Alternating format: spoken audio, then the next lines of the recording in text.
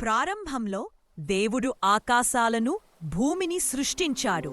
సృష్టిలో హృదయంగా ఆయన ఒక స్వర్గీయమైన ప్రదేశమైన ఏదోను తోటను నాటాడు. భూమి పొడి నుండి దేవుడు ఆదాముని మొదటి మనిషిని ఆకారంలో మార్చి అతనిలో ప్రాణాన్ని ఉద్ఘాటించాడు. ఆదాము ఏదోనులో నివసించి తోటను సంరక్షించేవాడు, కాని అతనికి ఒంటరితనం అనిపించేది. ఆదాము నిద్రిస్తున్నప్పుడు దేవుడు అతని పకటేముకని తీసుకుని హవ్వాను మొదటి స్త్రీ నాటాడు.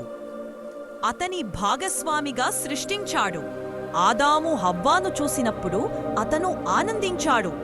ఆమె అతనిలో భాగం, పూర్తిగా సరిపోయే భాగస్వామి. దేవుడు వారికి ఒక నియమాన్ని ఇచ్చాడు.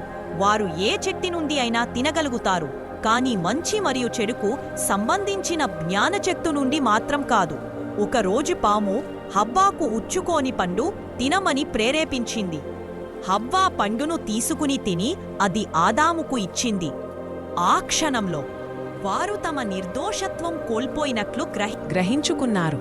దేవుడు తోటలో నడపడానికి వచ్చేటప్పుడు వారు దాచుకున్నారు, భయపడుతూ మరియు అవమానంగా. దేవుడు వారికి పరిణామాలనిచ్చాడు: దుఃఖం, నొప్పి మరియు శ్రమ. అయినప్పటికీ ఆయన ఇంకా వారిని ప్రేమించినాడు మరియు రక్షించాడు. వారి కథ సమస్త మానవ జీవితానికి ప్రారంభమయింది. ఆశ, పోరాటం మరియు ప్రేమతో నిండింది.